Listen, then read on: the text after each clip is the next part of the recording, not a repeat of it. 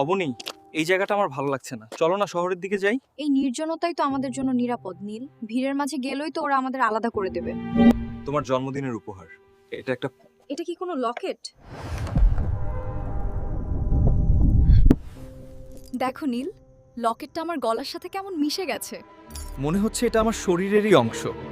থামো, কে যেন ডাকছে। অবনী, অবনী, তুমি কি শুনতে পাচ্ছ না?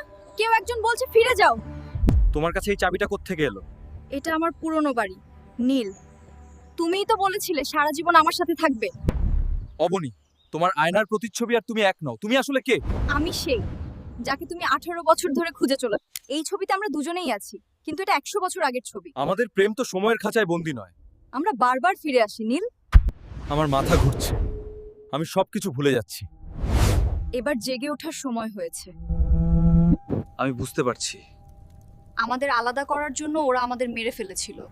হ্যাঁ, তুমি কোথায় গেলে অবনী? আমি তোমার ভেতরেই আছি নীল।